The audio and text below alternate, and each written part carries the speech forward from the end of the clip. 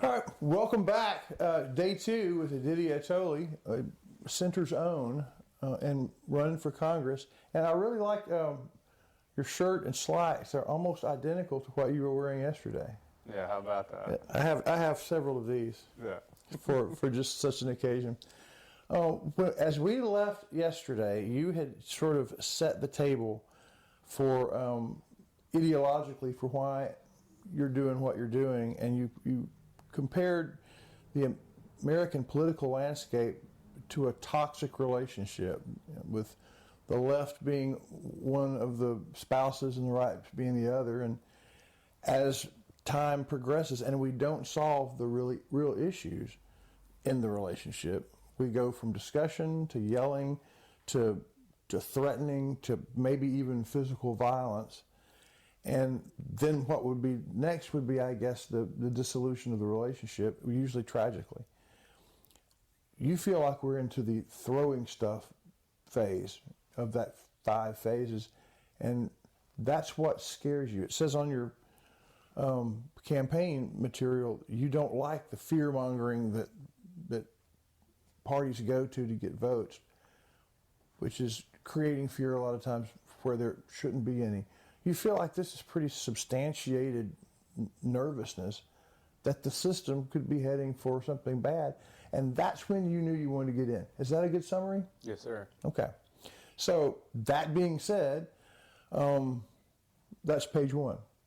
And that's brought to you by Center Motor Company on Hurst Street and Center. The Ford cars, Ford is part of this landscape that the industry, it one of the great American contributions of cooperation and a can-do spirit is what Mr. Ford got started a long time ago. And of that 100 years of Ford, 110 years of Ford Company, a big chunk of it, there has been a Center Motor Company or a Jones family part of that. So a good legacy right there on Hurst Street for your cars and for the economy of this community. It's Center Motor Company on Hurst Street. Okay, so page 2. Now that I've kind of reminded everybody what we did yesterday, specifically now, as a candidate and hopefully as a congressman, how do you address a problem so large? You said yesterday it's not something the president, no matter who he is, no matter which party, can address. I'm interested. I mean, I'm a student. How do you feel like a congressman can help, and why would you be that congressman? That's a huge question. We'll probably have to break that answer up, but there you go. Right. And before I start on the solution, I want to say no politician can fix this anymore in D.C. So the solution that I'm about to propose takes that into consideration. Okay. And so, like we talked about, how do you solve something like this? Because like you said, we haven't solved it for decades, right? So what we have to remember is exactly in that toxic relationship, if you go and try to talk about, hey, why don't y'all just talk it out? Remember when you used to love each other? Yeah. Remember how awesome it was to work together? What do you think is going to happen when you go tell those words to a couple that is literally about to start domestic abuse? So, but that is what our politicians are telling us. Our politicians talk about unity. They talk about giving speeches. They talk about, hey, we should all just get along and everything's going to be okay. It's not going to be okay. The only way we move forward and stop things from getting worse like they are currently is you have to solve those material underlying problems. So you have to solve these middle class problems like the shipping of jobs to China, the healthcare price increases, the cost of college education, all that stuff. Okay, we all know those problems. Okay, now the question is, how do you fix it? Obviously, we haven't been able to do for so long. Okay. Before you go any further, in case you missed yesterday, and even if you saw yesterday, you said you were a student of government at Rice University. That's pretty high requisites training. You come from a place where you know stuff because you studied it. But what makes your story unique is that you lived the blue-collar lifestyle with a degree from Rice. You were a roughneck for the longest time. What else did you do in addition to that? Right. So in the 8 years when I was trying to get into the Marine Corps, I finally went in 2016. I worked a few months in Congress in D.C. Then So I you saw that side of it. That's right.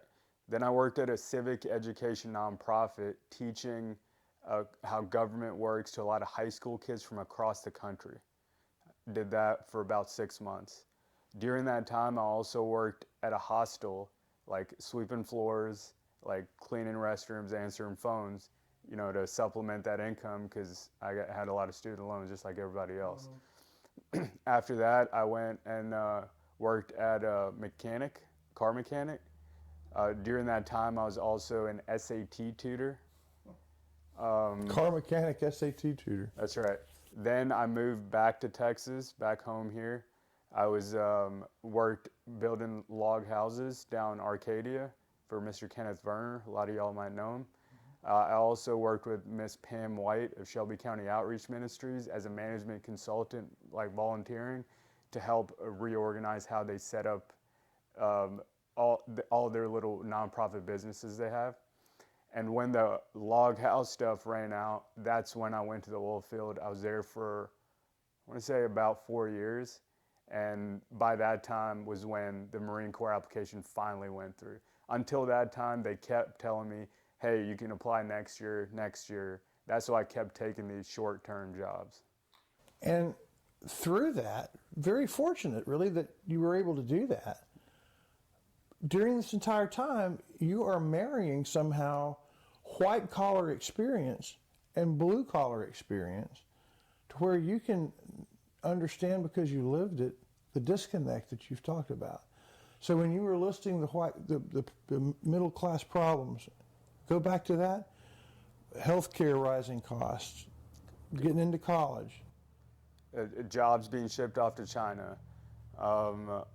The lack of good public schools in certain communities, right? The lack of career jobs in certain communities. You've lived that. Right. You have friends that you were working alongside that you had conversations about it.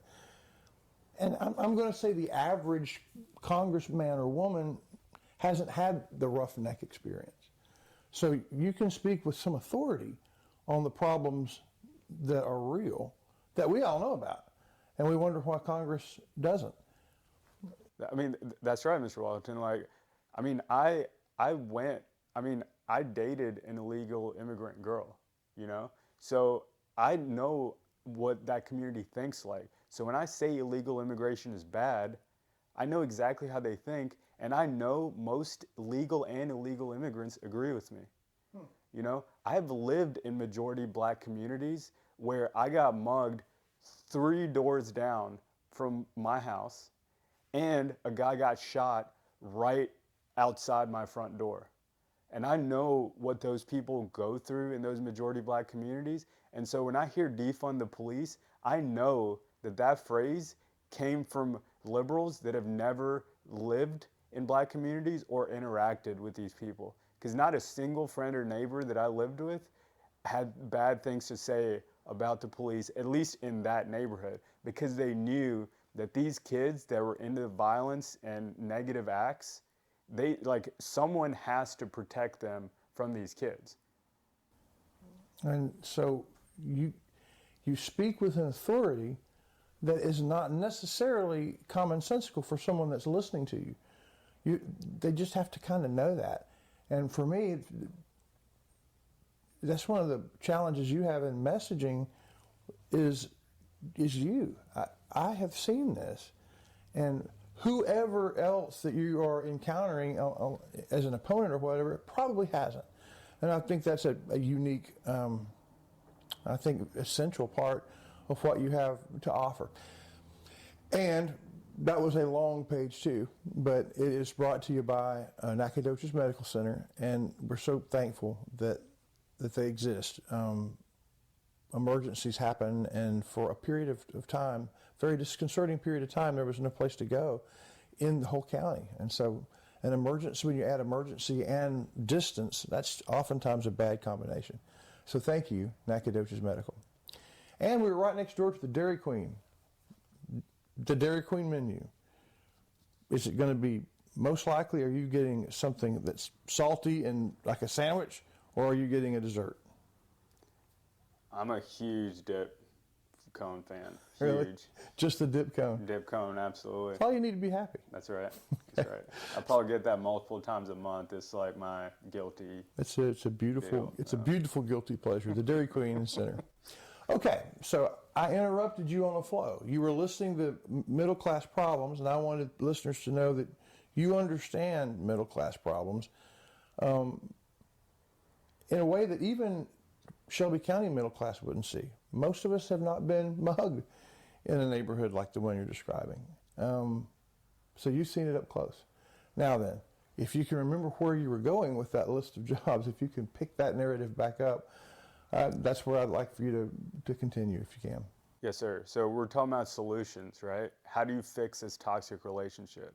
So right now, the politicians tell us, hey, unity is needed. Hey, just stop being bad and get along, right? You hear speeches to make us feel good. And that will never work to fix our trajectory for the same reasons that if you sit down a toxic couple in front of a therapist, they're never going to work it out because you are not getting to the core root of the problems, okay?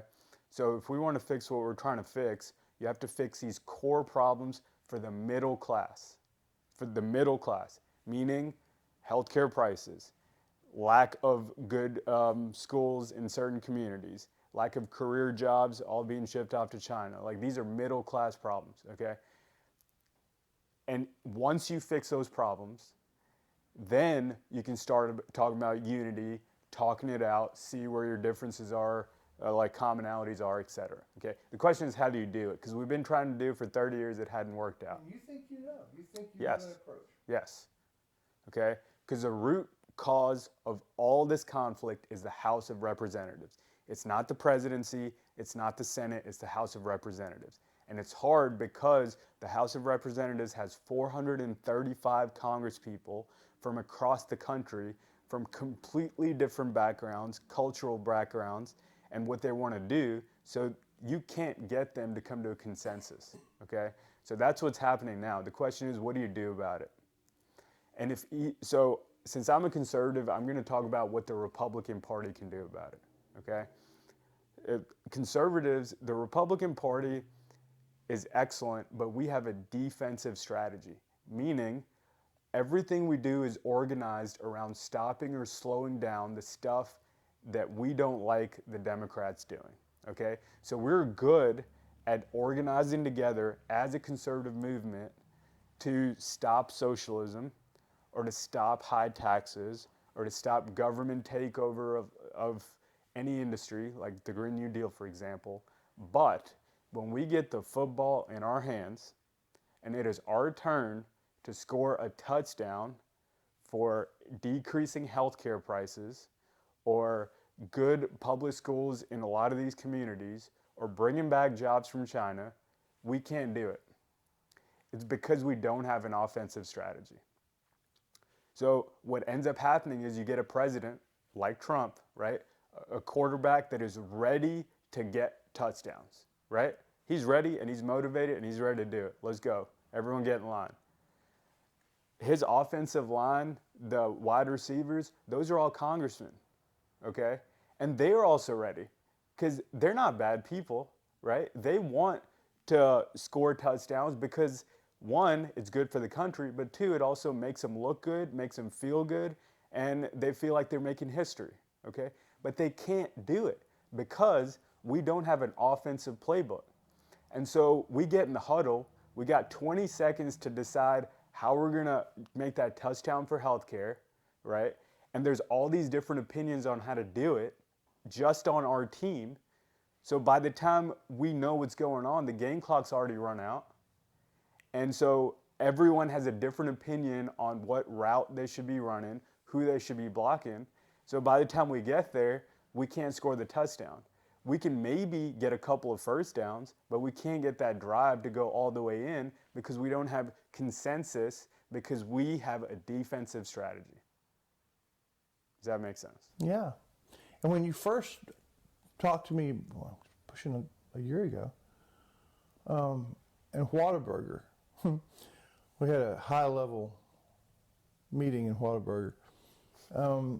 That was the part that I appreciated about your vision for the Republican Party, is to develop a little offense. The defensive strategy, although important, you got to have a good defense. Right. Isn't really a progress-oriented strategy, and I appreciated that. Right. Okay. That's page 3. It's brought to you by Aurora Concepts and Center. And Aurora Concepts is half just the head of the coin, but on the flip side of it is Medical Specialist Center, where there are places that you can go inside that one building to continue care, like from the Lufkin heart specialist. They're here in Center. Now, not every day, but if you have follow-up visits for your heart issue, they're there right here in Center. Same way with the Burke Center for behavioral science. If you have ongoing issues with you or your child, or if you want to start a conversation, right here on Her Street and Center. So, a wonderful thing. Okay, Didier, we've come to the end of the second day. This is our last page. How does one person try to get the massive Republican Party's attention and say, we need an offense? I'm your guy. I'm your offensive coordinator. Mm-hmm. How do you do that? What's your action statement going to be? Yeah, you can't. And one person can't do it. And that's the biggest flaw in how most politicians operate. They think they have to do it, and they're wrong. The reason why political movements are successful is because they're able to get the mass majority of non-political people into it and motivated, okay? So what I think needs to be done has nothing to do with me. In fact, you could take my name off our campaign and you could say the plan for Congress 22. It would make the exact same sense. Okay, what I want to do is, right now our slogan is the party of small government, right? That's great, but it's defensive. All I'm proposing is we change our slogan from the party of small government to the party of local government. And it does the exact same thing, but now it's an offensive strategy. Okay? Give me an example. And I'll give a specific example. Obamacare, okay? Paul Ryan and Trump in 2017 tried to repeal and replace. Do you know what they tried to replace it with? No. Okay. Here's the crazy part. No one I've talked to does. I've talked to multiple county GOP chairs, clubs, whatever. Even Republicans don't know what we wanted to replace it with. So that bill failed. They took multiple chances in the House. By the way, Paul Ryan had been working on what to replace it with for like 10 years. Okay? So he knows what he's doing. It passed the House, finally, and then it failed the Senate by 1 vote. Why? Because the mainstream media painted this bill out to be, oh, that's just Republicans trying to save money on their taxes, and they don't care who they kill in the process, or there's old people, rich people, or poor people, sick people, whatever. Okay? Doesn't matter if it's true or not. Your average moderate voter who cares about the country and who votes but has a job, has kids, has a family, does not have time to pay attention to the day-to-day of politics, in their minds they're thinking, well, I mean, I like what the Republicans try to do, balance the budget, but I'm not sure if I'm okay with people dying. So I don't know how I feel. And because of that, your average senator is not going to vote for it. And so it failed the Senate by 1 vote. Okay? And we know Obamacare was great for the very poor because it added about 10 million to Medicaid, but it was horrible for the middle class because about 150 million people have now seen doubling in their premiums. Okay? So what did we want to replace it with? If we're the party of local government, Now that answer is super simple. We want to return to a free market at the national level, okay? Because everyone knows if you have a free market on the national level, it keeps the prices lowest for everyone and the most choice for everyone. This is something liberals and conservatives agree on, okay? But the conservatives' Achilles heel has always been, okay, but what do you do with the people that can't help themselves? The old, the poor, the sick. Now our answer is super simple. We let the local governments handle it. All the money that Obamacare gives to insurance companies and that Obamacare gives to Medicaid, we take it from them and then give block grants to the states. Block grant, all it is no strings attached. Hey, this is your funding to help people with health care. Do as you wish with it. And that's it. And what I just explained is what was in the repeal and replace. It's what Republicans have wanted with health care for decades. The difference is, I just explained it in 4 words, party of local government. And that's something that your average person can understand without having to do a lot of research and stuff. Does that make sense? It's classic conservatism, which I'm not sure a lot of people remember. Small government doesn't mean let people go hungry. It means deal with it where people are hungry instead of kind of a one-size-fits-all. That's right. And this is something that I didn't come up with this idea, by the way. That's semi-ancient. Yeah, it is ancient. You look at any Republican Party platform, search it from the 1950s till the 80s, when that's all search Republican Party platforms anywhere from 1950s to the late 80s and control F the word local and see how many times that thing pops up. Look up the 2016 Republican Party platform, control F the word local. That word pops up dozens of times. It's because Republicans, we believe in small government because we believe in local control as much as possible. So that framework you can apply to like 80% of the issues we argue about now. That's the solution to healthcare. Education, party of local government. Now you already know exactly what I mean by that. Taxes, party of local government, right? We are okay with taxes because we understand that a society needs taxes. Absolutely. What we have always hated, and this is not new, this has always been a thing, we hate federal government taxes because the federal government is so disconnected from the citizenry that those taxes, increase or decrease, are not connected to what citizens need, right? But if those taxes are raised at the county or state level, well, the citizens can give feedback and those taxes can be connected to specific practical proposals. Like, hey, we need a school. Let's raise by 0.5%, you know? Or, hey, it's been a depression. Let's raise the taxes for by 1% for 2 years. So these can be done at the local level. This is what conservatives always believe. If you talk about welfare, okay, what we see in welfare now is it has destroyed the American family, and we know this. And we know this is a huge reason of why you see a decline in moral values and family values across the country. This is why you see a lack of self-discipline. And with so many people, you see a lack of focus. You see a lack of spiritual strength. It's because the welfare state that is run in D.C. has completely ignored the need for the family. And so the way Republicans think about welfare is the exact same thing. Party of local government. Take welfare and give it to the states, or better yet, the counties, so that the counties can administer welfare. At that point, you can give money to people that actually need it, and to the people that have just been living on welfare for generations, taking advantage of the system. The county knows those people. So we know the difference, and we can cut those people off. And this is not my idea. Reagan proposed this. And Nixon proposed it. They couldn't get it done because they never had a Republican Congress to work with.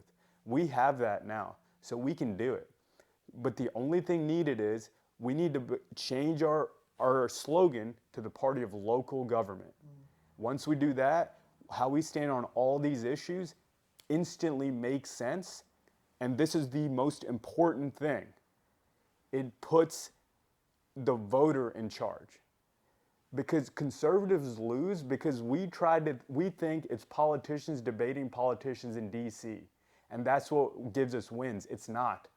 It's those millions of conservatives that have to argue against those millions of liberal family and friends, okay? And you, as a conservative, need to be able to win those arguments. And once you win those arguments, those policy ideas percolate up and create pressure on DC. And in the argument, what you're talking about, it's hard for me, if I am on the other side, to look at you and go, you hate mongerer. That's right. You don't love people. Exactly. That falls completely. That's a deaf argument. Exactly. It takes a lot of the emotion out of it. But that's not really true. Let me rephrase that. It takes a lot of the passion out of it. And instead it's emotion that you can get behind because you're talking about people and solutions. And even if I don't necessarily agree with the local thing, it's hard for me to scream at you and say, right. No, federal. You know, it's right. Not a screaming argument. That's right. Instead, it's something that you can kind of get excited about. That's what you told me in Whataburger that was, I thought, almost revolutionary in its American simplicity. That's right. Well, Aditya, thank you for your time. Closing statement. Yeah, so the last thing I want to say is how do you achieve this change in slogans from party of small government to the party of local government? It's super simple. It's exactly like you would change a slogan for a business. So all you have to do is say your new slogan over and over and over again to your target customer, in our case, target voter, and do it for years, and that's it. I mean, you will start referring to yourself as a party of local government. Now, we have a specific way to do that. There's ways that any non-political person can obviously do that, and then there's also ways that people in DC could be able to do that. So if you want to learn more about specifics as to how we achieve this, how this is the only way to get around the swamp, how this is the only way to make politicians work for us, all you have to do is go to our website. It's roughneckforcongress.com, okay? You can put your email in there and we'll give you a PDF, and it explains in great detail as to how this is a solution that goes around all the problems that we know happen in DC, and then it brings control back to the states and counties. And that's it. So it's roughneckforcongress.com. And if you like the idea, if you want to see where it goes, please chip in at least $5, because then it allows us, when we go talk to big donors, hey, look at all this grassroots support we're getting. Big donors look for that. That's right. Yeah. I like the way you said if you say something often enough, it becomes true. It's that simple. So I'm going to look at myself in the mirror for the next 6 months and say, super sexy movie star. And I'll let you know in 6 months. You got to believe it, though, Mr. Watlington. I'll work on that. Thank you, Aditya, so much, and for not just for this, but for what you're doing. Yes, sir.